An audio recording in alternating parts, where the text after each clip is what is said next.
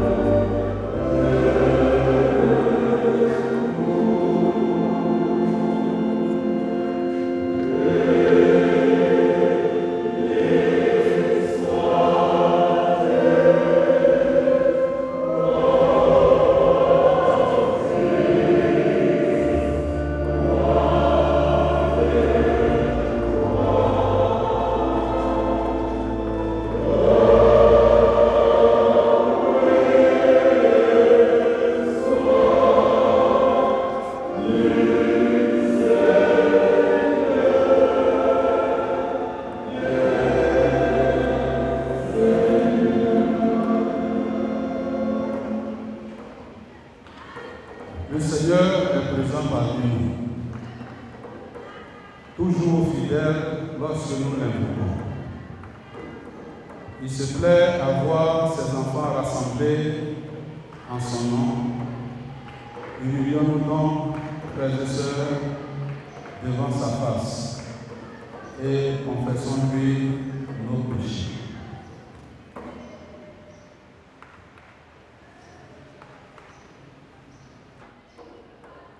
Merci Seigneur pour ton pardon et ta paix. Le sang précieux de ton Fils Jésus-Christ nous purifie de tout péché et nous rend possible notre communion avec toi et avec les uns et les autres. Donne-nous la joie de l'acheter pour que nous te célébrions et te louions pour les hauts faits par Jésus-Christ, notre Sauveur. Amen. Gloire soit au Père, gloire au Fils, gloire au Saint-Esprit.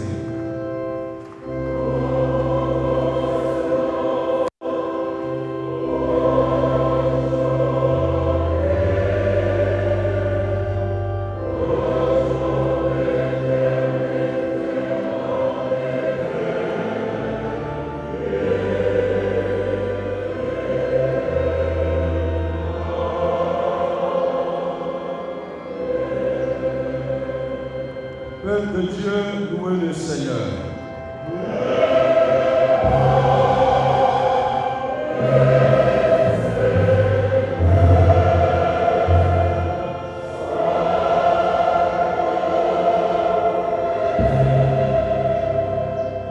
Avec le chant du recueil gloire à Dieu, le jour numéro 177, louons le Seigneur.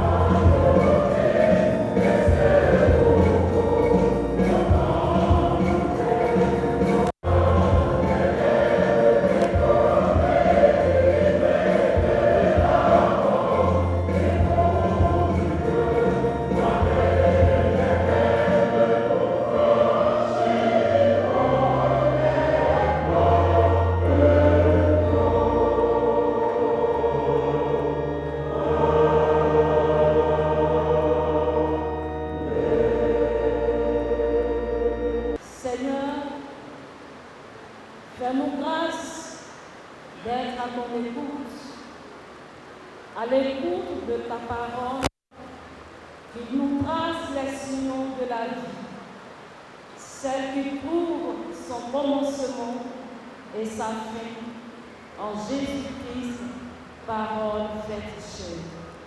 Amen. Bien-aimés, nous trouvons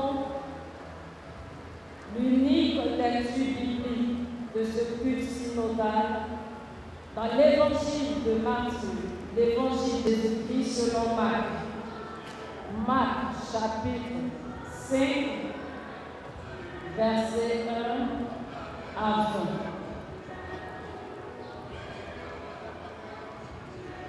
Nous lisons dans Marc chapitre 5, les versets 1 à 20.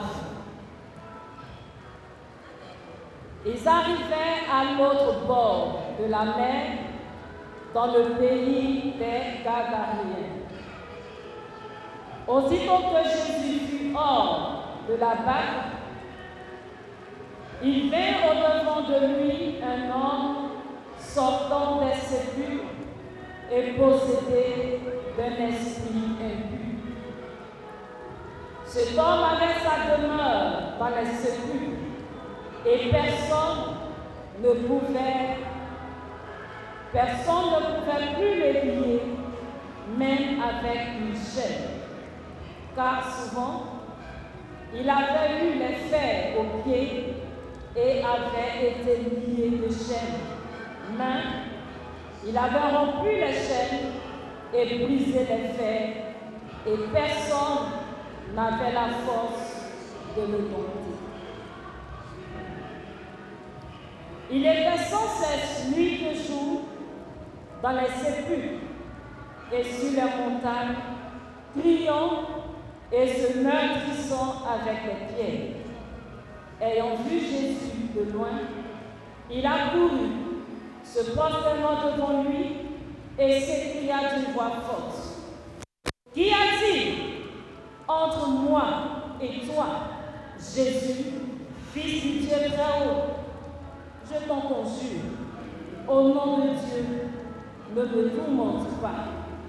Car Jésus lui disait: Sors de cet homme, esprit impur. Et il lui demanda: Quel est ton nom?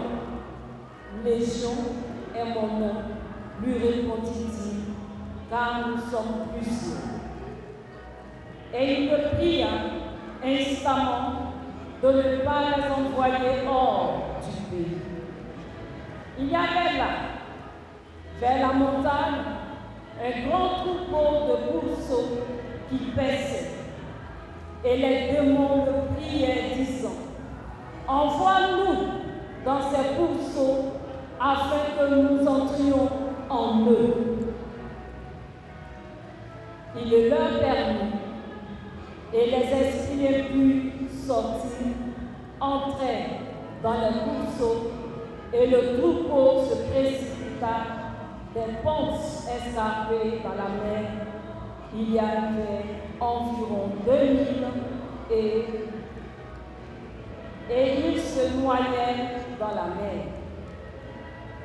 Ceux qui les faisaient paître s'enfuirent et répandirent la nouvelle dans les villes et dans les campagnes. Les gens allèrent voir ce qui était arrivé. Il vint auprès de Jésus et il vit le démoniaque, celui qui avait eu la légion, assis, vêtu et dans son bon sens. Et ils furent tous saisis de frayeur. Ceux qui avaient vu ce qui s'était passé leur racontaient ce qui était arrivé aux démoniaques et aux poussés. Alors, il se mit à supplier Jésus de quitter leur territoire. Comme il montait dans la barque, celui qui avait été démoniaque lui demanda la permission de rester avec lui. Jésus ne le lui permit pas, mais il lui dit: Va dans ta maison vers les tiens et raconte-leur tout ce que le Seigneur t'a fait et comment il a eu pitié de toi. Il s'en alla et se mit à publier dans la Décapole tout ce que Jésus avait fait pour lui, et tous furent dans l'étonnement. Seigneur, tes paroles sont inspirées, fais-nous vivre par elles. Amen.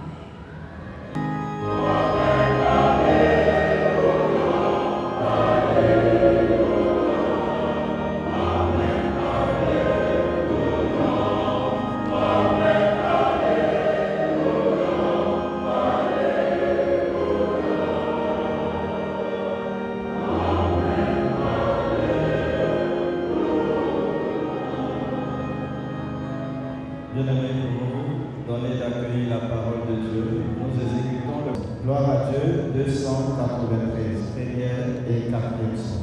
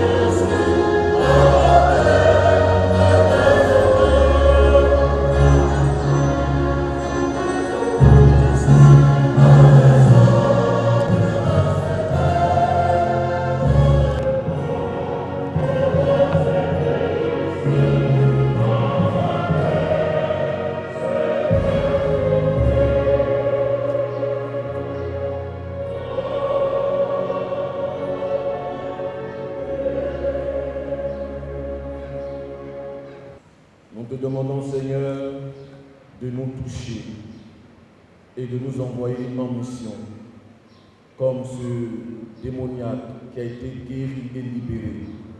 Que chacun aille dans sa décapole pour annoncer des merveilles et pour porter l'évangile du salut à toute l'humanité, en commençant par les siens, au nom de Jésus.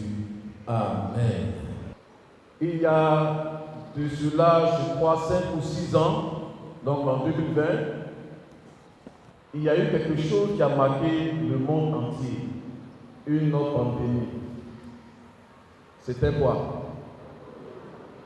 La Covid-19. Et cette maladie a foudroyé le monde entier. Il y a eu beaucoup de morts. Et malheureusement, notre pays, la Côte d'Ivoire, n'a pas échappé au spectre de la mort. Il y a eu beaucoup de familles endeuillées. Il y a eu beaucoup de figures politiques, beaucoup d'autorités qui sont rentrées dans les entrailles de la terre du fait de cette maladie. Alors, supposons que quelqu'un en Côte d'Ivoire fût-il un médecin, avait le remède contre cette maladie et ne l'avait pas mis à la disposition de tout le monde, c'est-à-dire que lui, il a pris le médicament avec sa femme et puis ses enfants. Chez le voisin, il y a des morts. Dans le quartier, il y a des morts. Dans la ville, il y a des morts. Et puis dans le pays, il y a des morts.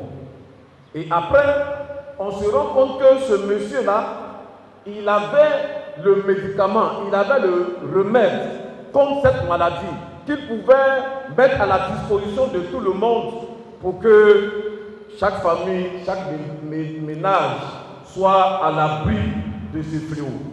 La question que je vous pose deux questions. Que direz-vous de cet homme? C'est un... Pardon? Il est méchant. Il est sorcier.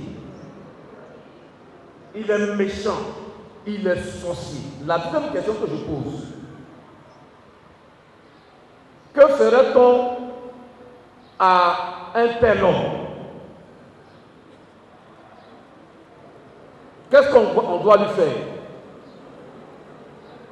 Pardon? On doit le pendre.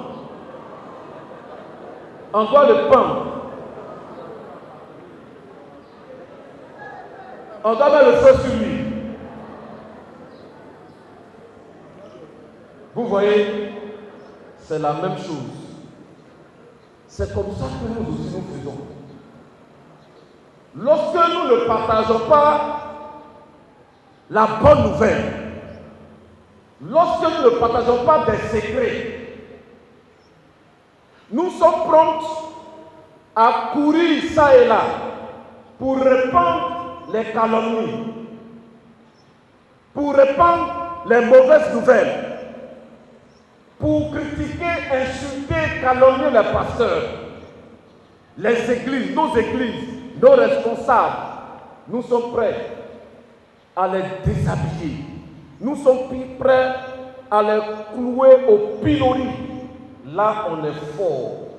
Mais quand il s'agit d'annoncer une bonne nouvelle, là, on n'a plus le temps. Et on devient des sorciers. Nous aussi, nous méritons la condamnation que nous avons infligée à cet homme dont j'ai parlé. Le texte que nous avons lu, grâce soit rendue à Dieu, le démoniaque qui a été guéri a fait autrement. Lorsqu'il a été touché par le Seigneur et que Jésus lui a demandé de retourner dans sa maison, vers les siens, et d'annoncer ce que Christ a fait pour lui, la Bible déclare qu'il s'en alla et se mit à publier dans la Décapole tout ce que Jésus avait fait pour lui, et tous furent dans l'étonnement.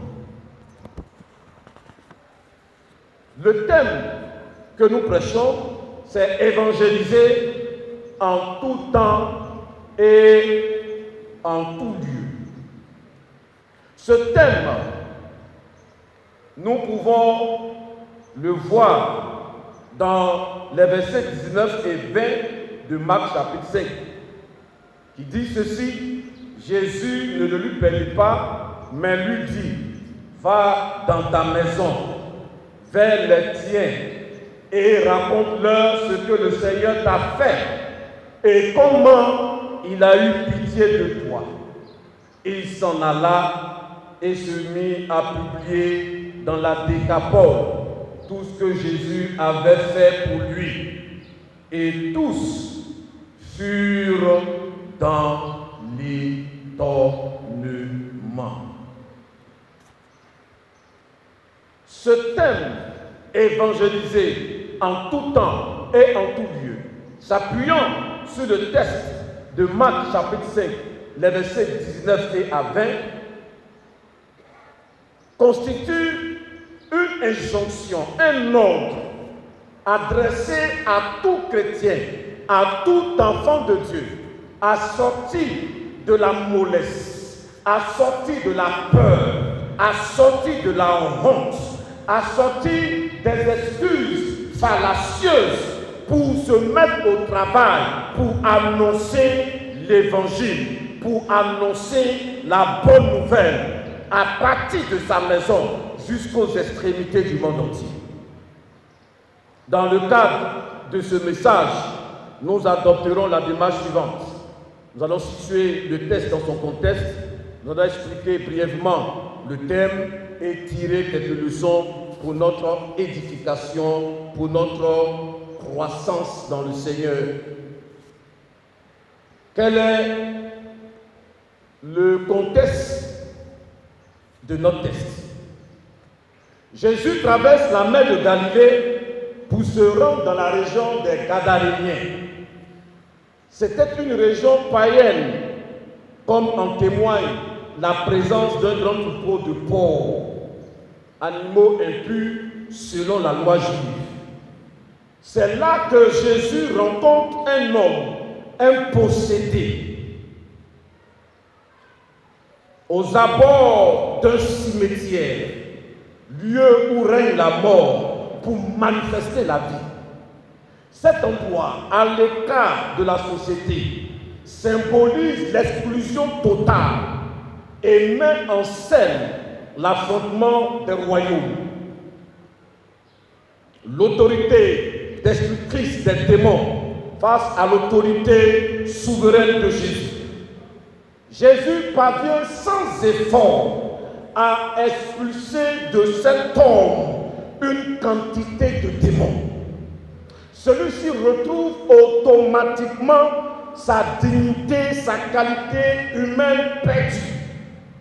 Le Seigneur Jésus va par la suite le mettre en mission dans sa vie pour qu'il puisse annoncer l'évangile aux siens, à ceux qui l'ont connu comme un homme fou, comme un homme possédé, comme un homme violent, comme un homme aliéné, à partir de sa propre expérience, à partir de son vécu, à partir de ce que le Seigneur Jésus a fait pour lui. Évangéliser en tout temps et en tout lieu, que comprendre par un tel thème. Ce thème concis et précis est une injonction aux chrétiens à faire l'œuvre d'un missionnaire, et ce, en tout temps et en tout lieu. Le Seigneur Jésus donne à travers ce texte un exemple d'évangélisation même dans des moments de crise. Jésus vient en aide à une personne possédée et contrôlée par une légion de démons, environ 5000 démons. Cette personne aliénée n'a pas été laissée pour compte par Jésus. Cette personne n'a pas été abandonnée à son triste sort. La compassion de Jésus lui a été témoignée. Le cimetière est un lieu impropre et improbable où il faut annoncer l'évangile. Mais Jésus a choisi ce moment-là pour libérer cet homme qui avait élu domicile dans des tombes, dans des sépulcres et dans un cimetière. Le thème évangélisé en tout temps et en tout lieu nous indique, bien-aimés frères et sœurs, qu'il n'y a pas un endroit propice où il faut annoncer l'évangile, où il faut s'aimer la bonne graine de la parole de Dieu. En tout lieu, l'enfant de Dieu, le chrétien, le serviteur de Dieu, la servante de Dieu est appelé à répandre l'évangile, à répandre la bonne nouvelle du salut en Jésus-Christ. Cet homme s'en alla et se mit à publier dans la Décapole tout ce que le Seigneur avait fait pour lui. Dans cette phrase, nous pouvons remarquer qu'il n'y a pas un moment particulier où il faut annoncer l'évangile. On annonce la parole de Dieu à toute heure et à tout moment. Alléluia. Alléluia. Frères et sœurs, bien-aimés, membres de ce synode, peuple de Dieu, peuple appelé méthodiste, que pouvons-nous retenir de ce thème comme leçon pour notre édification en ce jour?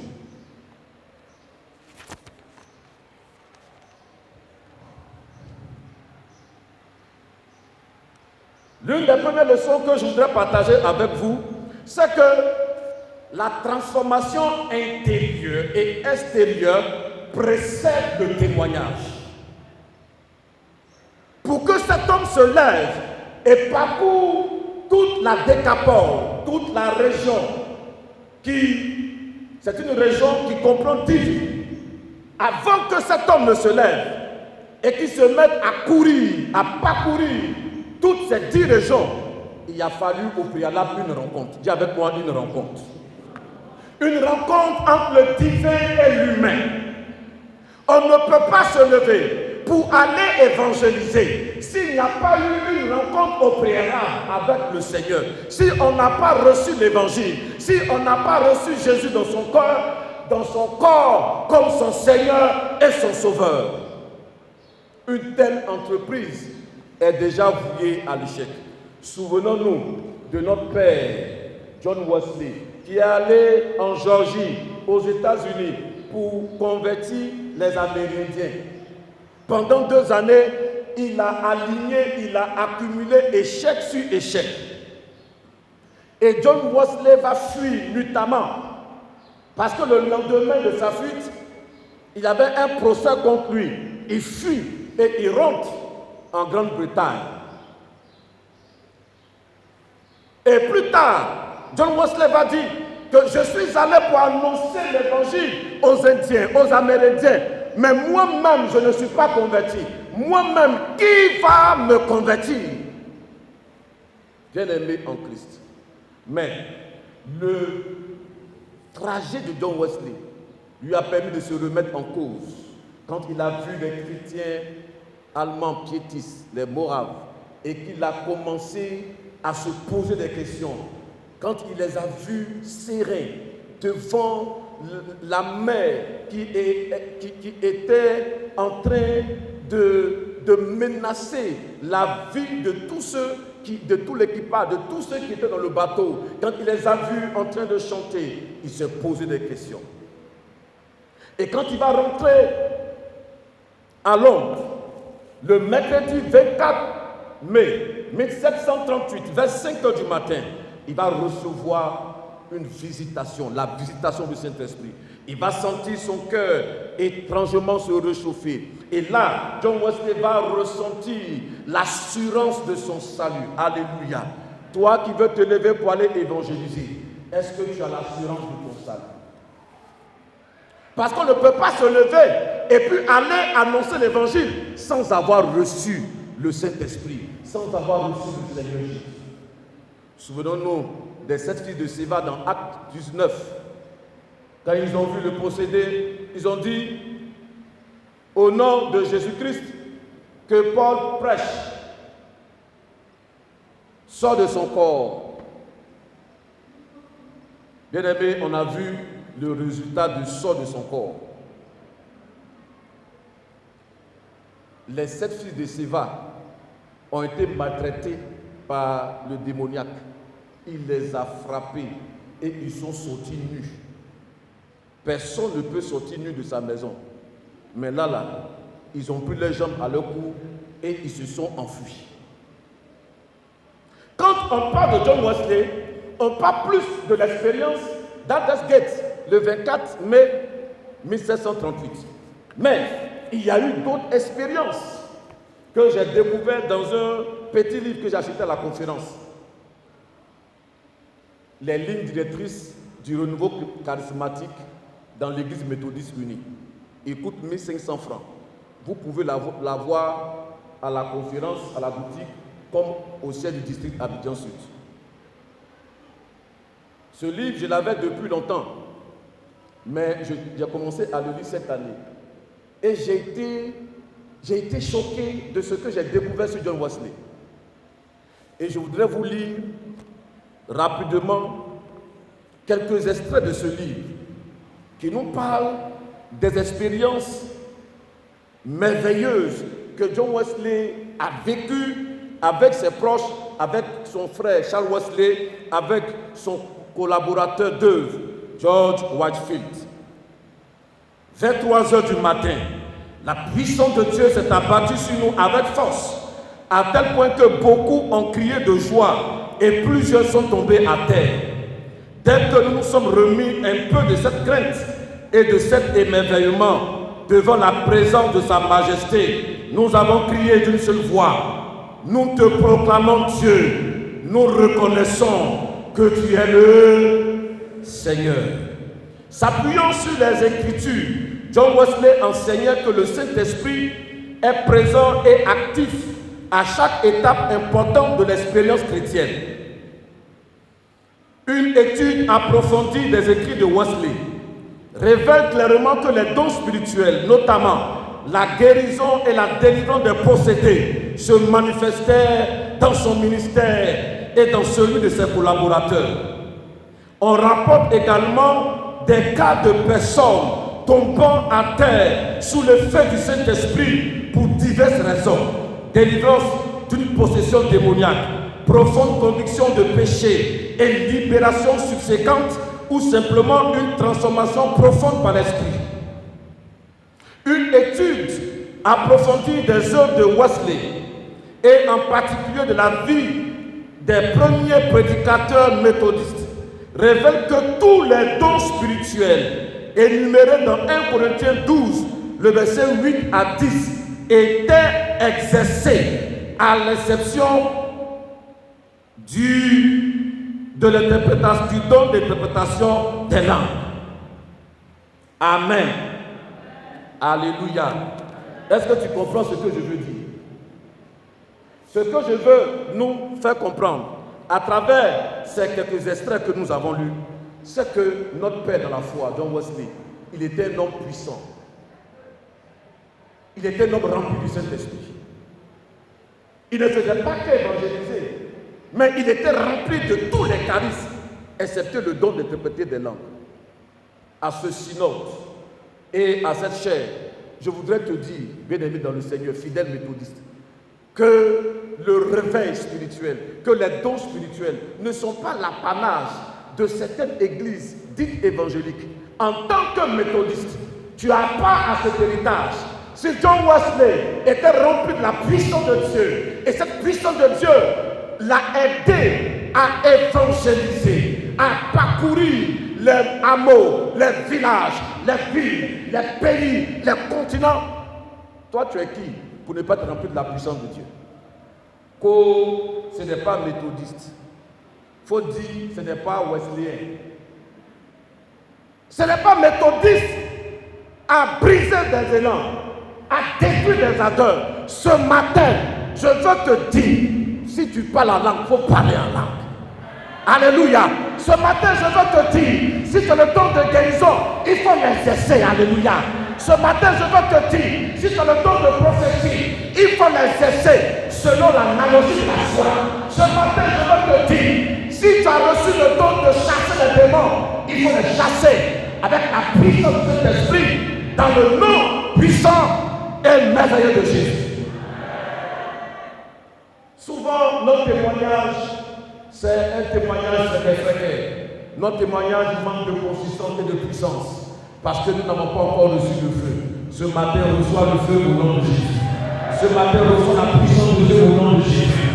Ce matin, va et sois un homme terrible. Ce matin, va et sois une femme dangereuse. Alléluia. Ce matin, va et vide l'enfer. Il faut piller l'enfer. Il faut vider l'enfer pour remplir le royaume des cieux. Alléluia. Alléluia. Si tu es d'accord, acclame le Seigneur. Si tu es d'accord, acclame le Seigneur. Alléluia. Alléluia. Frères et sœurs, nous avons besoin d'une rencontre avec le Seigneur. Ce serait être fou que d'aller à l'évangélisation. Ce serait fou de se lever sans avoir reçu. C'est de la folie. Et il faut que le Seigneur nous libère de notre folie. Nous tous on est là, on est un peu fou.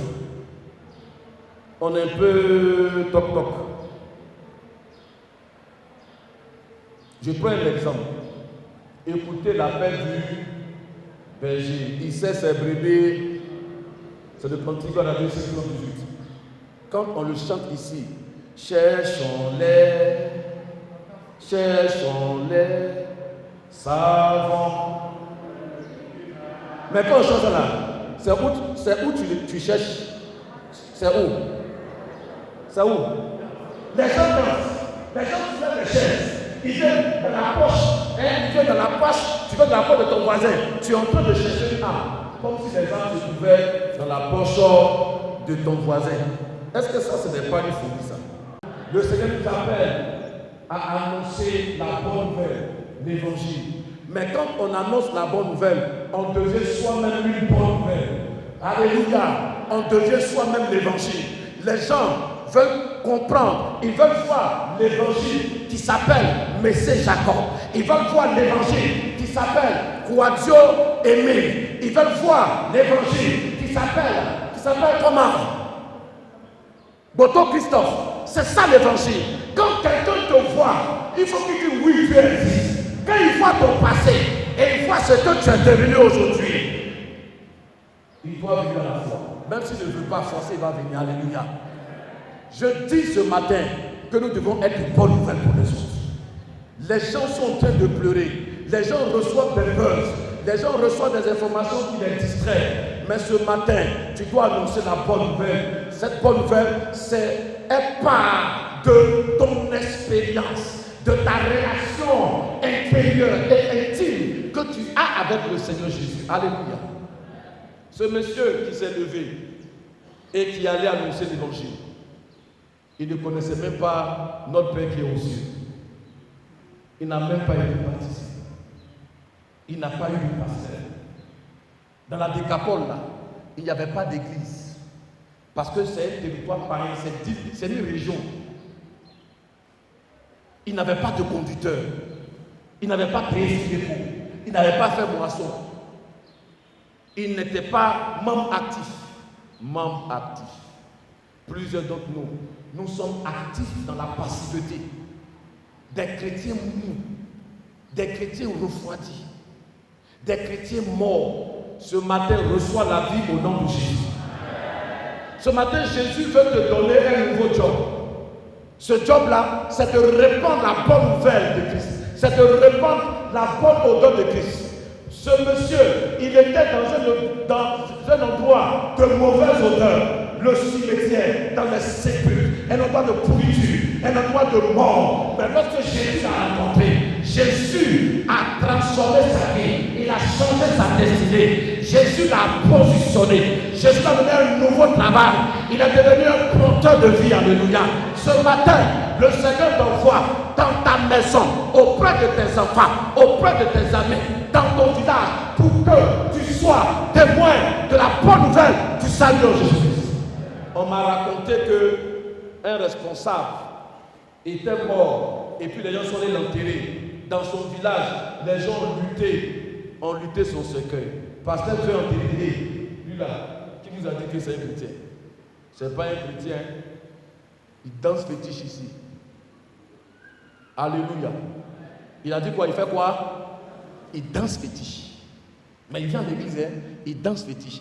Et quand il est mort, les gens disent non, nous, c'est notre membre. Il n'est pas chrétien. Il n'est pas chrétien. Frère, c'est de ça qu'il s'agit.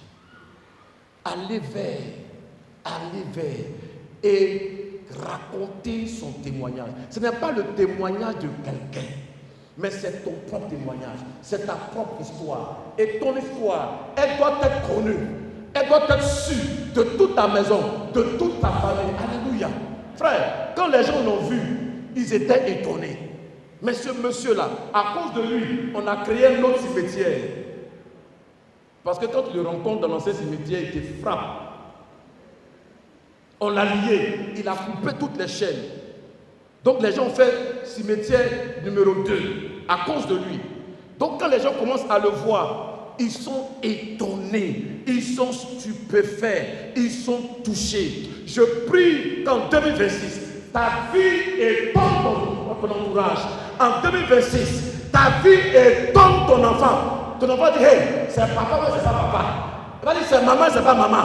Comme tu vas dire, hey, c'est papitou, mais c'est pas papitou. Oui, c'est papitou. Parce qu'il y a une rencontre qui a eu lieu. Parce que lorsqu'il est venu au synode, il a compris qu'il était un instrument de salut entre les mains du Seigneur Jésus. Peuple méthodiste, peuple d'Abidjan Sud, je t'invite au nom du Galiléen à te lever et à aller dans ta décapante pour installer le règne de Dieu. Alléluia. Pour installer le règne de Dieu, il faut que la mort plie bagage et que la vie soit manifestée. Il faut que les maladies bizarres soient chassées et que la santé se repartage au nom de Jésus. Il faut que quelqu'un qui a arrêté de croire commence à croire lorsqu'il va voir ta vie, lorsqu'il va voir ton témoignage dans le nom de Jésus. Alléluia. Alléluia. Et c'est possible ce matin. J'ai un rêve. Il est dit que nous sommes 13 000 méthodistes dans le district Abidjan Sud. Je n'étais plus par là. Écoutez, si chacun d'entre nous s'est engagé en 2026 à faire venir ne serait-ce qu'une seule personne, pas deux, toute l'année, 12 mois, 365 jours, choisis une personne pour qui tu pries. Une personne, tu es sur lui, tu es sur lui, tu es sur lui, tu es sur lui. Les femmes, même manière que nous les hommes, on est sur vous, on vous drague. Tu ne veux pas, tu es fâché, tu nous insultes. Chacun de nous a ce témoignage ici, nous les hommes là. Il y a des gens, on a versé sur eux, on les a lapidés avec des pierres, mais aujourd'hui là, collé, serré. La persévérance doit payer, alléluia. Cette année, engage-toi à faire en sorte que ton mari soit converti. Il ne faut pas que tu sois sauvé et que ton mari là aille dans l'enfer. Le plus beau cadeau que tu dois lui offrir, c'est qu'il voit la gloire de Dieu à travers toi. Alléluia. C'est le plus gros cadeau que tu peux offrir. Sinon, tous les cadeaux qu'on offre ici là, c'est pour la terre. Mais permets que ton mari, que ton enfant, que ton voisin, que toutes ces personnes, ton collègue, permets qu'ils voient en toi la lumière de Christ. La Bible déclare que nous sommes la lumière du monde et le sel de la terre. Beaucoup dans leur service, on ne sait même pas qu'ils sont chrétiens. Des gens se cachent pour venir à l'église comme s'ils sont en train d'aller dans une secte. Oh, honte! Dis avec moi, oh, honte! Il y a des gens même, il ne peut même pas porter habit de son église pour sortir. Il a 2 habits. Il y a habit de l'échange. Dès qu'il sort de l'église, il s'échange. Parce qu'il sait qu'il n'est pas encore chrétien. Je prie ce matin que le Seigneur nous aide. Alléluia. Que le Seigneur fasse de nous de bonnes nouvelles. Dis, je suis une bonne nouvelle pour ma famille, pour mes enfants, dans le nom de Jésus-Christ de Nazareth. Tu peux maintenant, bien-aimé, fermer les yeux et méditer.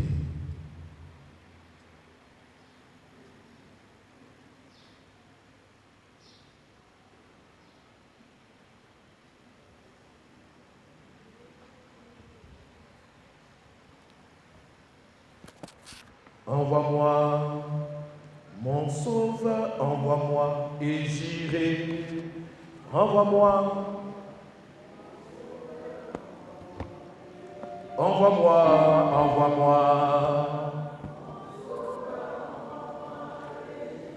Oui, envoie-moi, mon sauveur, envoie-moi et j'irai.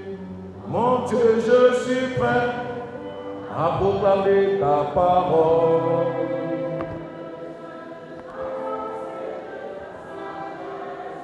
Oh, je proclamerai ton nom, Je proclamerai ton nom. Mon sauveur, envoie-moi et j'irai. Si tu te sens envoyé comme ce démoniaque qui a été guéri, tu vas te lever et je vais prier pour toi. Si longtemps tu t'es donné des excuses pour ne pas te lever, ce monsieur, il n'a reçu aucune formation biblique théologique, mais il est parti sur la base de ce que le Seigneur a fait pour lui. Tu veux te lever.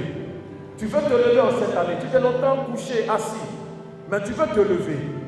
Pour qu'en cette année, tu puisses au moins apporter une âme au Seigneur. Lève-toi. On va prier le Seigneur pour toi rapidement. Lève les mains vers le Seigneur. Père, dans le nom puissant de Jésus-Christ de Nazareth, pour ses frères, pour ses sœurs qui se lèvent, parce que conscients de leur appel, sachant ce que tu as fait pour eux et pour elles, et qui ne veulent plus se taire, mais qui veulent se lever, qui veulent partir. Seigneur, embrasse-les de ton feu, de ta puissance, dans le nom de Jésus-Christ de Nazareth. Que les signes, les miracles les accompagnent au nom de Jésus. Que le témoignage de leur vie, que le témoignage de leur bouche soit appuyé de signes et de miracles, de conviction de péché, de transformation au nom de Jésus. Seigneur, bénis-les et révèle-toi eux au nom puissant et merveilleux de Jésus-Christ, notre Seigneur et notre Sauveur. Amen. Pour proclamer notre foi en cette personne qui est l'Évangile, en la personne de Jésus-Christ, en disant: je crois en Dieu, le Père Tout-Puissant, Créateur du ciel et de la terre. Je crois en Jésus-Christ, son Fils unique, notre Seigneur, qui a été conçu du Saint-Esprit et qui est né de la Vierge Marie. Il a souffert sous Ponce Pilate. Il a été crucifié. Il est mort. Il a été enseveli. Il est descendu aux enfers. Le troisième jour, il est ressuscité des morts. Il est monté au ciel. Il s'est assis à la droite de Dieu, le Père Tout-Puissant. De là, il n'est pas pour juger les vivants et les morts. Je crois au Saint-Esprit. Je crois à la Sainte Église universelle, la communion des saints, la rémission des péchés, la résurrection de la chair et à la vie éternelle. Amen.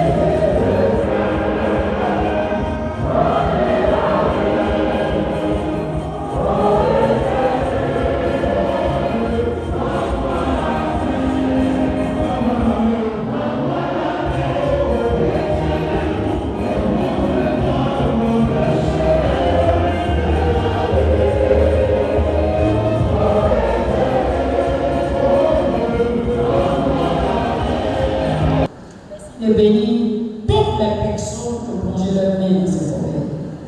Nous prions que 2026, l'argent ne soit plein pour leur bien sur le nom de Jésus. Que toutes les églises locales, les circuits, y compris le district, soient à la hauteur avec ton nom au nom de Jésus-Christ de Nazareth. Sur la base de cette offrande, que dans les familles, l'argent ne nous couvre. Bénis-nous, bénis nos-mêmes, bénis nos activités, bénis notre année au nom puissant de Jésus. Bénis au nom puissant de Jésus. Nos offrandes sont bénies au nom de Jésus. Chantez le dernier cantique. Et c'est le représentant du chef qui va nous donner la bénédiction.